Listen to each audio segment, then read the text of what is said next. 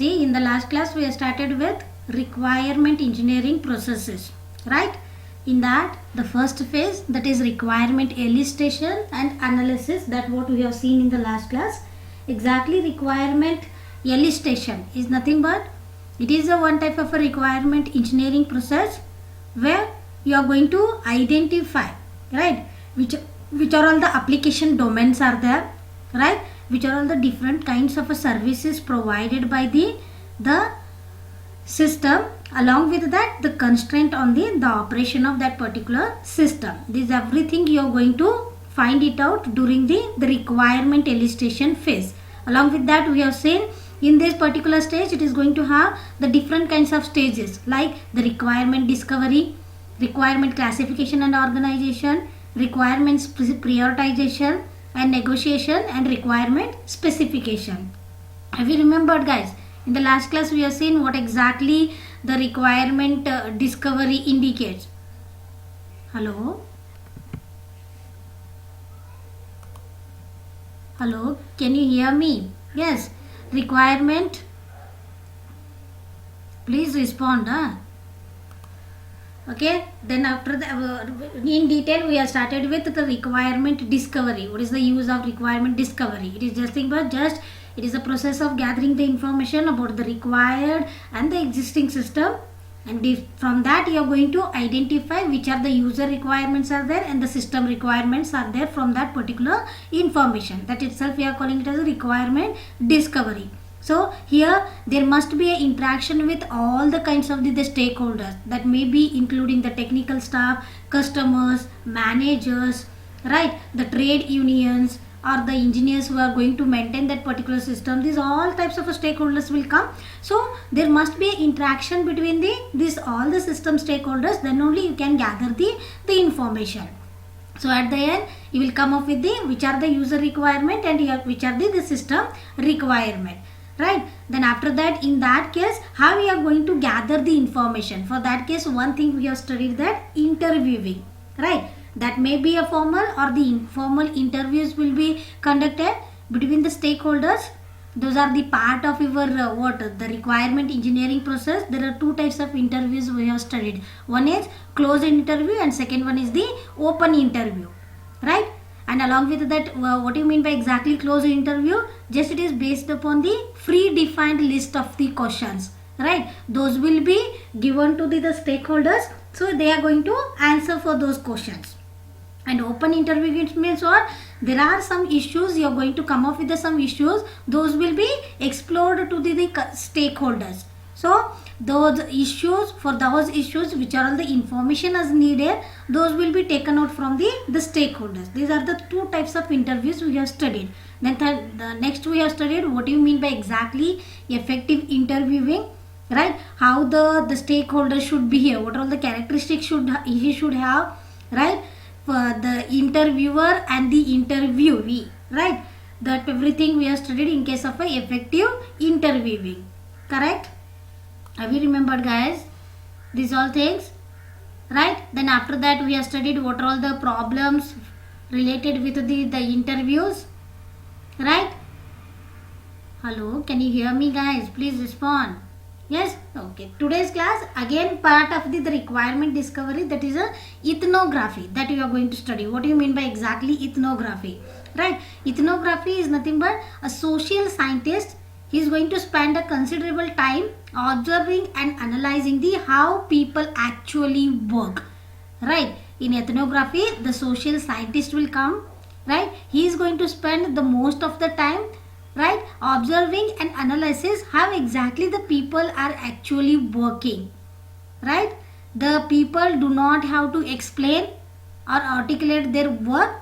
The social scientist itself, he is going to observe and analyze how they are doing the work. The people who are working in that particular industry or the organization, they need not to what? Explain about their work. The social and the organizational factors are importance may be observed here, right, in the ethnography. So the ethnographic studies have shown that the work is usually richer and more complex than the suggested by the simple system models. Now see, again it is a part of requirement discovery itself, ethnography, right? In exactly requirement discovery, what we are doing, we are gathering the information from all the kinds of the stakeholders who are the part of our requirement engineering process, right? The people are going to explain the things, right? The stakeholders are nothing but what? It may be an organization or it may be a individual. Yes or no? They are going to give the information. That information you are going to gather is a requirement discovery. But ethnography, what will happen? Here also you are gathering the information. But the people are not going to explain that information about their work. Instead of that, what? The social scientist, he is going to observe and analyze the work of the people, how they are actually working in the organization. Right? So because of that, the social and the organizational factors will be taken into the consideration whenever the observation is done with respect to the people who are working in that industry or the organization. I hope it is clear, guys, getting the thing right? Ethnography. Hello, is that clear? Yes, now we will see what is the scope of the ethnography. See, the requirements that are derived from the way that the people actually work rather than the way at which the process definition suggests that they ought to work. As already told, how the people are working, right? Through that you are getting the requirement, or you are deriving the information. Right, that is the first scope of the ethnography, you can say. And second one is the requirements that are derived from the cooperation and the awareness of other people's activity, right? So that the awareness of what other people are doing leads to the change in the way in which we do the things. Now see, along with, there must be the, as already told, in the requirement discovery, there should be the interaction between the stakeholders should be there, right? So they are going to interact with each other, they will communicate with each other. So through that they are going to gather the information. So through the ethnography, again, by observing the work of the people, you are gathering the information. So if there is a cooperation is there in between the people, then they are going to get they are going to derive the requirements, right? If any people are changing the requirement, that everything will you will come to know. So according to that, you are going to do the things. Clear? So the ethnography is effective for understanding existing processes but cannot identify the new features that should be added to the system. See, when you are going to use a ethnography to understand the existing processes, right? That means in that, who are all the stakeholders are there, who are working, who are all the people working with respect to that system, right? From by seeing or by observing the work of those people, you are going to gather the information. So ethnography is mainly effective in case of understanding the already existing processes, but by using that, it is not, you cannot identify the new features that should be added to the system. Whatever the existing systems are there, existing processes, activities are there, through that only you are going to gather the information. I hope it is clear where exactly you are going to use the ethnography, in which are all the cases. Is that clear? How we are going to derive the requirements. First is by observing the people, how they are working, actually working, right? Here the people are not going to explain, right, about their work. Instead of that, the social scientist is going to observe the people, and by seeing their work, he is going to derive the requirement. There you are going to use ethnography. Then second one is the requirements are also derived from the cooperation and awareness of the other people's activity, right? There you can use this ethnography. And third one is where it is effectively used whenever you want to understand already existing processes, right? In that case, you can go for using the ethnography. By ethnography, it is not possible for you to identify the new features which are in the system. Yes, so that such new features it is not possible through the ethnography. You should not add it to the system. It is not possible. I hope it is clear. Scope of ethnography, guys. Hello, can you hear me? Yes? Okay, then next we will see focused ethnography. See, in which are all the applications or where exactly you are going to use the ethnography. Right? See, ethnography is mainly developed in a project studying the air traffic control processes. Right?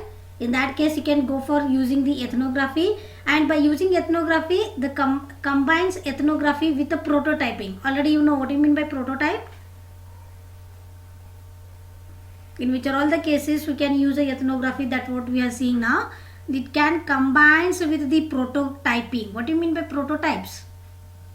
Software prototype we have studied. Do you remember? What is prototyping? No? Those are protocols. Protocols, not prototype. Kiran. Right? Protocols means following the rules. I am asking now prototyping. Prototype. Already in the one of the unit we have studied, first model itself. Yes? What it is? Yes guys, what it is exactly prototype? It is just like a model. Before developing, one example I told, right? How exactly the PC is going to work.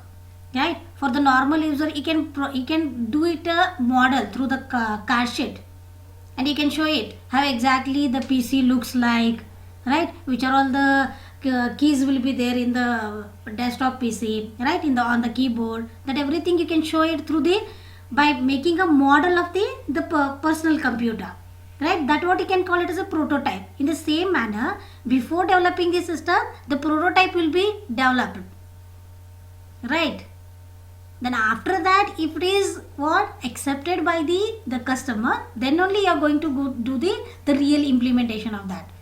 That is what called as the prototyping. So such whenever you are doing the prototyping of the system, in that case you can also use you can combine it with the ethnography. That means by using ethnography, you are just deriving the requirements, how exactly the people are working. By observing the work of the people, you are going to derive the requirements, right?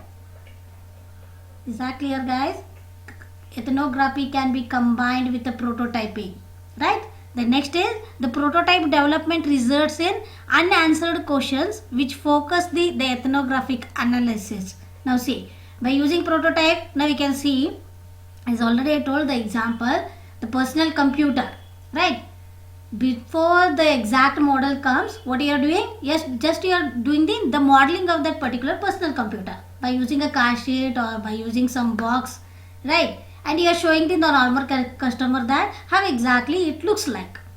In that, whether is it going to work properly without installing any operating system or any softwares. Is it possible to show it through the card sheet PC what you have modeled? Is it possible? Is it going to answer for all the questions which are going to arise from the customers? Is it possible by using a prototype models guys? No, right? No. So at that time, if the prototype development is going to result in unanswered questions, right, which is going to focus the ethnographic analysis. That means by doing the ethnography analysis, what you are going to do? You are deriving the requirements which will come from the customer, right? So with respect to that customer requirement, you are going to develop the real model, right? Real implementation you are going to do it. That is what called as the third where the ethnography will be get focused. And last one is the problem with ethnography is that it studies the existing practices. As already told, whenever you want to understand the existing processes, at that time you can use the ethnography, which may have some historical basis which is no longer relevant. See, by using ethnography, you are going to understand the existing processes. So many historical things you need to take into the consideration whenever you are going for the ethnography to derive the requirements for the system development, right? Sometimes that historical things were not relevant, right? while developing the actual system. That is the one problem you are going to face with respect to the ethnography. I hope it is clear. Focused ethnography, where exactly how you are going to exactly use the ethnography, that what we have seen here. Clear guys? You can use it while developing the project like studying the air traffic control processes. You can combine the ethnography with the prototyping. Whenever you will do so, the prototype development may result into the unwanted or unanswered questions. So due to that, there is a focus of the ethnographic analysis. And the one problem you are going to face whenever the ethnography, it is mainly used for understanding the existing processes. Right? The existing processes means there may be it is related with some historical information also, but that historical information is no longer relevant to the system, right? But still you are focusing by using the ethnography. That is the one problem you are going to face with respect to the ethnography. I hope it is clear guys, getting the thing right? Now see how exactly that ethnography, as already told, ethnography you can combine it with the prototyping, right? How that ethnography and prototyping are used for the requirement analysis. How these two things are used to derive the requirements. That what it is, the figure is showing. Just go through that. See, by using a prototype development, it is going to focus on the ethnographic analysis. Is that the diagram is visible? No?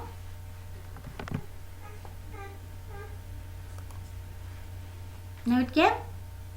See.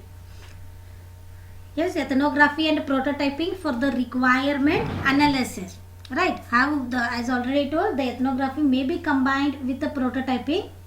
By prototyping development, it may going to give the unanswered questions. Right? So because of that, there is a focus on the ethnographic analysis. Right? So by combining this ethnography with the prototyping, how we are going to get how we are going to do the requirement analysis, that we are going to study here by using this particular diagram. You can see here ethnographic analysis. By doing the ethnographic analysis, you are going to debriefing in the meetings, right? Like interviews. Then after that, you are going to focus on the ethnography to derive the requirements from the existing processes. Then after that, you are combining it with the prototype. See, the system prototyping is there. Focused ethnography, it is focusing on it is combined with the system prototyping, right? If you combine the ethnography and the system prototyping, you are going to come up with the prototype evaluation. That means according to the new requirements are going to evolve, right? The prototype evaluation indicates what? As already told, the prototype whenever you will develop, it is going to give you some unanswered questions, right? Unanswered questions indicates what? Some new requirements are going to evolve. That is what it is showing. Focused ethnography and system prototyping, it is going to evolve the prototype evaluation. Are you getting? Just simple thing. How exactly the ethnography and prototyping are used for requirement analysis. Clear? Are you getting guys? Hello? Can you hear me? Yes? Okay. Is just the slide is changed? Is it into the stories and scenarios now? Or still it is in the last slide itself? Why it is not changing? I am not getting it is. Yes, okay. Next we will see the stories and scenarios. Again, with respect to these all things we are studying with respect to the requirement analysis and the illustration. Huh?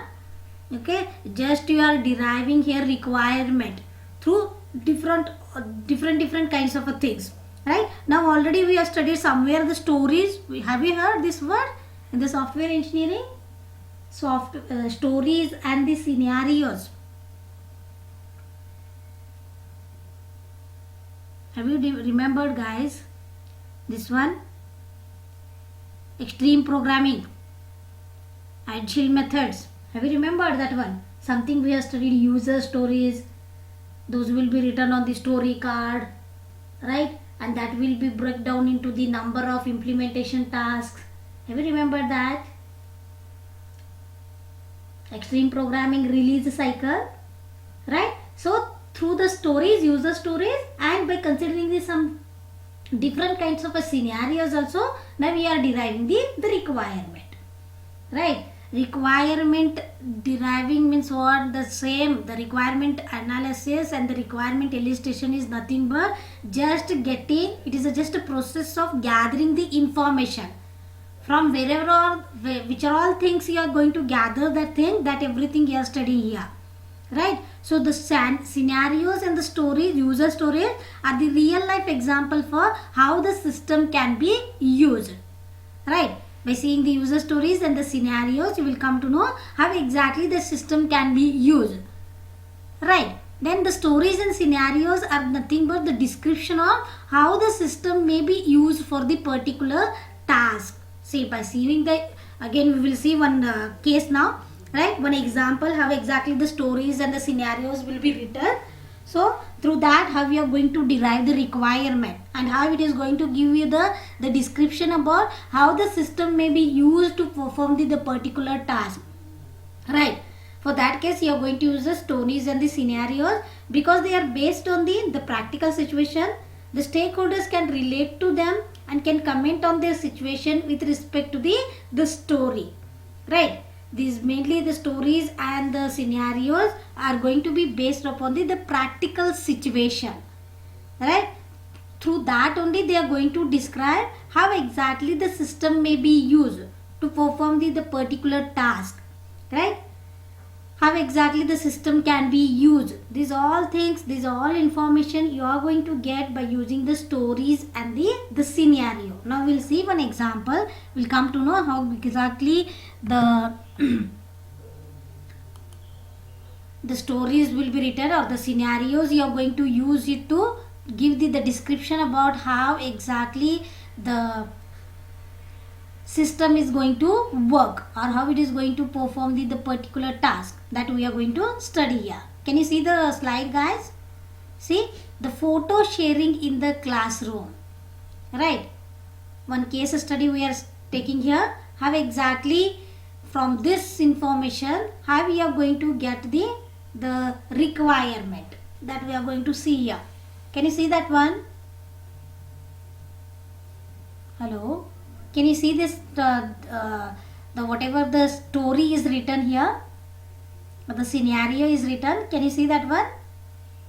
It is just one example, right? The photo sharing in the classroom. Now see, as a teacher I want to share the one photo in the classroom, right? That is iLearn. iLearn means it is just again the online tool, right?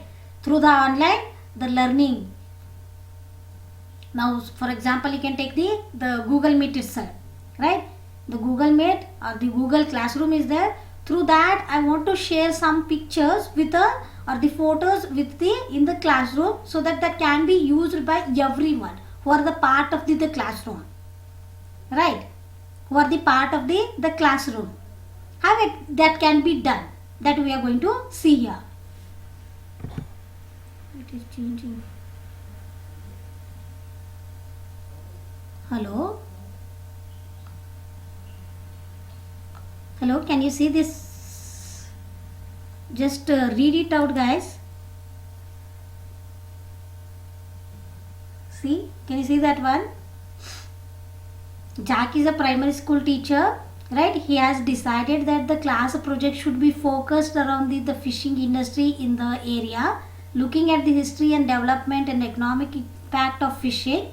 As a part of this, the pupils, that means students, are asked to gather and share the information from the relatives, use the newspapers, archives, and collect old photographs related to the fishing and fishing communities in the area. Now same as that how I will give you some task, right? Depending upon that task, I told you people, I may tell you that share the photos related to with respect to that theme, right? How you are going to share those photos so that can be used by the everyone, right? same thing. See there, pupils use the iLearn wiki to gather together the fishing stories, right, to access the newspaper archives and the photographs. However, the Jack also needs a photo sharing site as he wants to pupils to take the comment on each other's photos and to upload the scans of old photographs that they may have in their families. Clear? Just go through the story, how the stories or the scenarios will be written to indicate that how the system needs to be used, how the system is going to work to perform the particular task. Are you getting, guys? It is just one example in iLearn how the photo sharing in the classroom, this particular task or the story is written. In the same manner, for any system development, you are going to gather such stories and the scenarios to indicate that how exactly that particular, right, how exactly from that information you are going to get you are going to derive the requirement that are needed to develop your system. Are you getting, guys? See, hello, can you hear me? Right, just remember what is that exactly it is giving the information. Now as a teacher, I will give you the one task, right? I will give you the one theme. On that theme, prepare the posters, right? We will make a one competition. So from which are all the sources you are going to gather the information to make the poster? You may refer the newspaper, you may refer the social media, right? From everywhere you are going to get some information and you are going to get the images that you are going to stick it on the poster. Yes or no? Now you need to share that one in the classroom, that poster. How you are going to share that one? For that you need a one platform. Yes or no? You need a one platform where you can, all the students can share the photo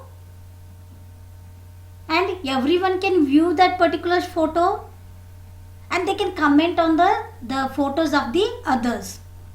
Yes, like I am telling related to you the posters. Yes or no, guys? Getting the thing? Same. Now we have created our YouTube channel, right? Right, YouTube channel. For MCA department, we have created our YouTube channel is there. Every one of you have subscribed for that. Because of you have done a subscription, because of that only you are getting the videos which are all are shared in that YouTube channel. Correct, guys?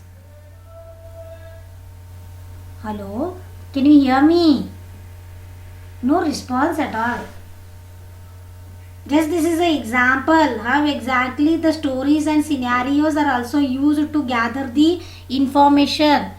From that information, how they are going to derive the information. Clear? Are you getting, guys? That is what the example what I have shared, that is story. How exactly the story is written and through that story you are getting the information. Now we'll see the scenario. Scenario is structured form of the user story. Now see, story means we have written like a story, big story, right? From that we are gathering the information. You need to read everything, then only will come to know you can get the useful information from that. But now scenario means indicates what? It is a structured form of the user story what we have studied in the last example. So the scenario should include a description about the starting situation, a description about the normal flows and the flows of events, the description about what can go wrong, the information about other concurrent activities is, and the description about the state when the scenario finishes. See, these are all things needs to be included within the scenario. Can you getting the thing? It should have a starting point, right? Whenever it is going to end or whenever it is going to finish the scenario, it should give the description about the state. Along with that, if anything goes wrong within the scenario, right, that needs to be also intimated. The description about that should be there also. And which are all the concurrent activities is. That means the simultaneously which are all the activities are running, that information also should be there within the scenario, right? These all things you are going to maintain in a structured format, right? That is what called as the scenario. Clear, guys? Getting a thing? Have you written here sharing, photo sharing story? There is no any starting point, nothing. Just like a normal story, the information is written, right? If the same example, if it is written in the scenario, see here. Can you see this one? Can you see this one? Same again, photo sharing in the classroom. Hello? Can you hear me? Yes, the same thing is written now in a scenario. As already told, scenario is going to have a starting point, right?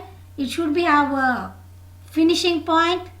Description about the finishing point will be there, which are all the concurrent activities that are going on, that everything it needs to specify. Yes or no? Now see, the same whatever the photo sharing classroom, right, we have seen this user story that is written in the structured format. That is what you are calling it as a what? The scenario. Can you see this one? Something initial assumption is there, normal, right? How the normal users can be used to upload, or how they are going to share the photo, that everything information is going to give, and this is what the end point, the completion of the upload. Are you getting the same story what you have written, how it is converted into the scenario?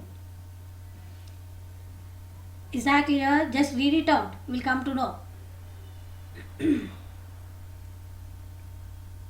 Hello? Please respond, guys. Yes, getting the thing, what I am explaining, which are all the sources are there to gather the information, that what we are seeing here. Clear? See, what can go wrong, right? Whenever you are uploading the photos, what can go wrong? Right, the same photo, for example, the same photo may be uploaded by the multiple people. That is the one scenario you can consider, no? Yes or no? The multiple users may be uploading the same photos. That time something will go wrong there. Whenever you are uploading the photos into the classroom, the uploading the photos with the same name, right? That time what type of action needs to be taken? Whether you are going to delete the photos or cancelling the upload which is having the same name as that of the previous one which is already uploaded within that particular iLearn, right, into that particular site. Yes or no, guys? That everything you are going to write it in a systematic manner. That is what called as the scenario. I hope it is clear. I hope it is clear. Right? With respect to see the requirement engineering process, we have seen the first stage, that is requirement elicitation and analysis. Right? How we are going to discover the requirements that we have seen. First one is through you are going to gather the information from all the stakeholders. That is the one thing. Or you can do the interviewing. Third one is you can use the ethnography, or you can use the user stories and the scenarios. These all things are used to gather the information, and you are going to do the analysis of the requirements. Is that clear? Right? Is that clear? Are you getting? Right? Then after that we have seen how exactly this is what the requirement discovery is done. Then after that you are going to do the requirement classification and the organization. That means by taking into some conventions, you are going to classify whatever the requirements you have already gathered, and you are going to organize into some manner. Right? That thing will be done. Then after that the requirement prioritization and the negotiation. That indicates what? The requirements will be given the priority. Which are going to have a highest priority, those must be taken into the consideration first. Those must be developed first. Yes. As already we have studied in the incremental development, the requirements which are collected from the customers will be prioritized. That in the case of which are having a highest priority, those will be developed in the initial implementation itself. Right? And which are going to have a lowest priority, those will be considered at the final increment of the development. In the same manner, the requirements will be prioritized. Along with that, the negotiation of the requirements will be also there. Some requirements, those will not be related to the what the system you are developing. That time you can negotiate, you can ignore such type of requirements also. These all things will be considered done in the requirement elicitation and the analysis phase. I hope it is clear. This is the first phase in the requirement engineering process. Clear, guys? Getting the thing? Hello? Yes? The next we will see the requirement specification. See, what do you mean by exactly requirement specification? This is the second stage that we are going to study.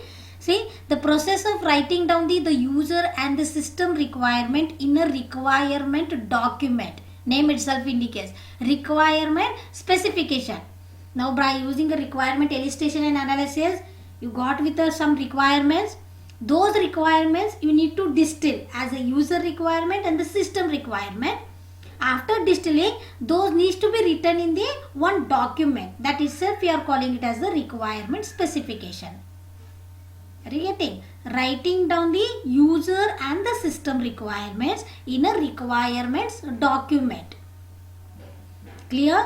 So the user requirements has to be understandable by the end users, as already you know. The user requirements are nothing but those are written for the customers.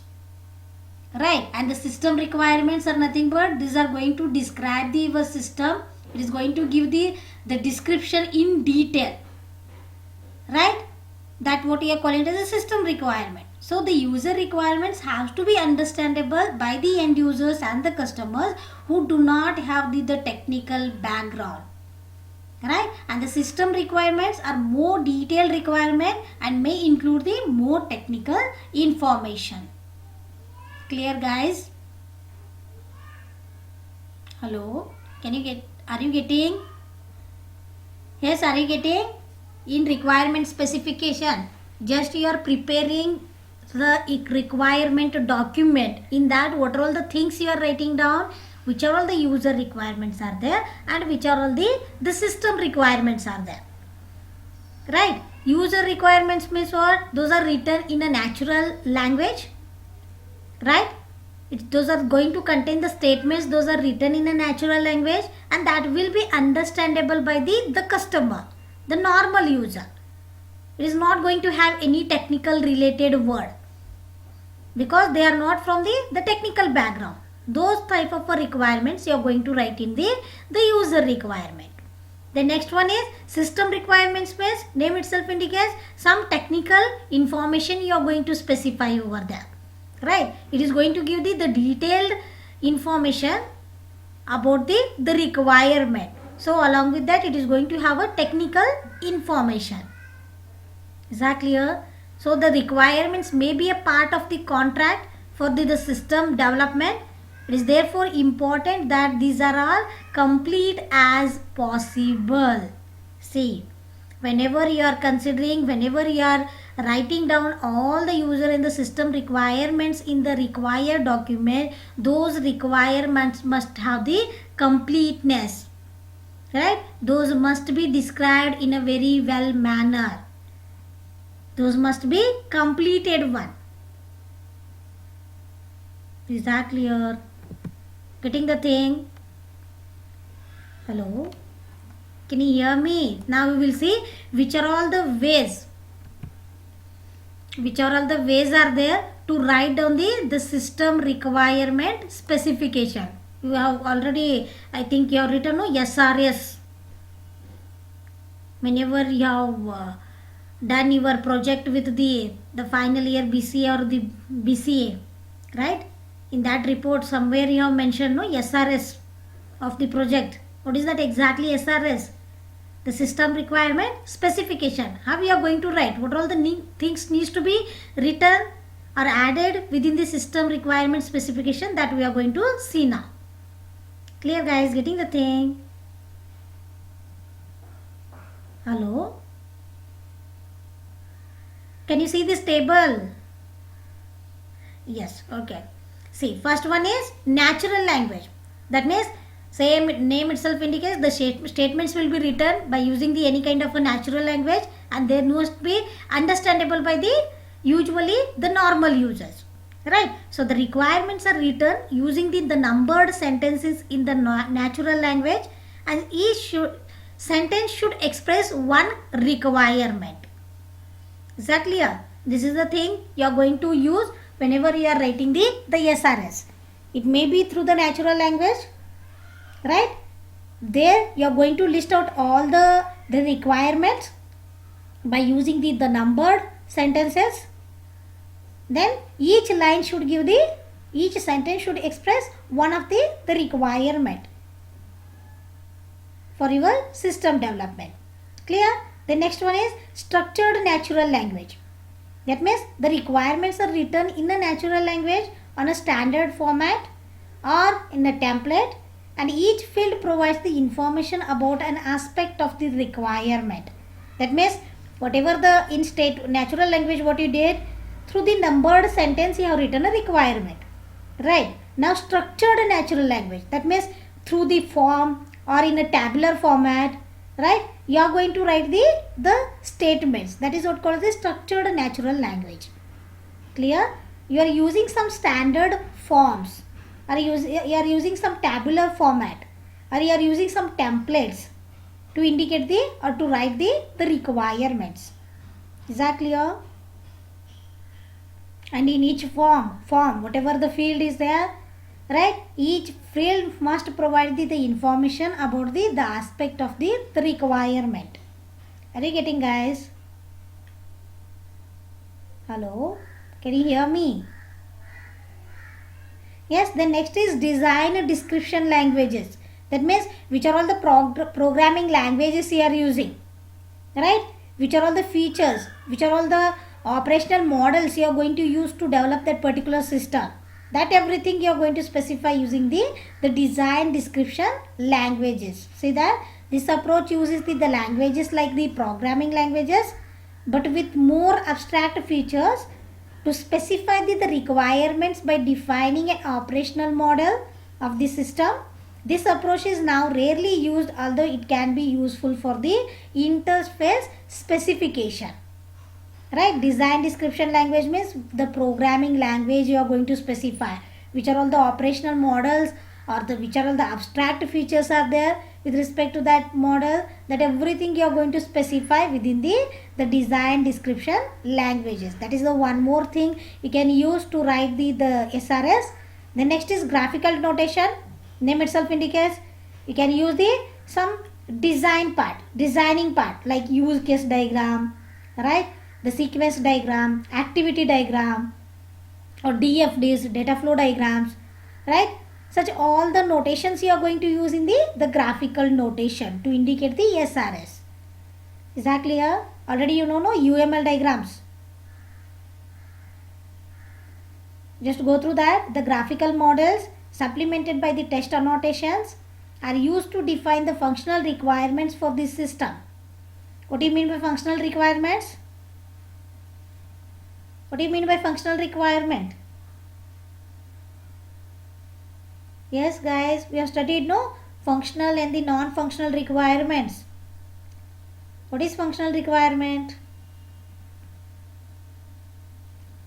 Functional requirements are nothing but these are going to contain the statements, right? They are going to provide what kind of a service is provided by the system. Along with that, how the system is going to behave, right, in a particular situation, how it is going to react to the particular input. Those everything you are going to write it in the functional requirement. In non-functional requirement, what you are going to indicate, what all the constraints are there on the development of the development programming languages or the standards. Yes, that everything you are going to indicate here. Clear, guys? Getting the thing? Hello, can you hear me? Yes, so the graphical notations are nothing but what? Here you are going to use the graphical models or the UML diagrams, like use cases, sequence diagrams are commonly used, right, to indicate the SRS. The next one, last one is mathematical specification. That means some mathematical functions you are going to use to indicate the what? The SRS. See, these notations are based upon the mathematical concepts such as finite state machines or the sets. These unambiguous specifications can reduce the ambiguity in the requirement document. Most customers don't understand the formal specification. They cannot check that it represents what they want, and they are reluctant to accept it as a system contract. See, mathematical concepts will be used, whether is it understandable by the normal user. So nowadays they are not at all using this mathematical specification, right? But even though if you want to write the system or the requirement document, at that time you can use the one more notation as the mathematical specification. It is going to use the mathematical concepts to write down the system requirements. I hope it is clear, guys. Hello, I hope it is clear. Are you getting? Yes? How many are there in the meeting? No response at all today. Why, guys? What happened? Is this class is boring? No. Are you understanding what I am explaining? Yes? Okay. First class only, this is the thing. Then how about the last class? Till the last class you will be fully exhausted then. Right? You will get exhaust. Right? Yes, Kiran. So because of that only the cryptography you are not understanding properly. Right? This is always last class. No? That class was.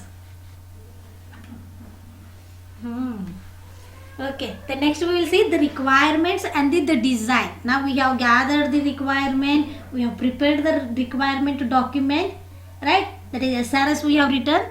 Now how we are going to do the designing part, that we are going to study here, requirements and the design.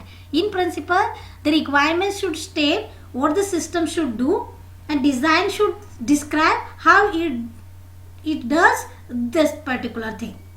Right? Requirements indicates what? It is going to indicate what exactly the system should do. You are going to define what exactly the system should do. That is what you are calling as the requirements. That is the use of the requirement. Then designing means how exactly that can be done. Right?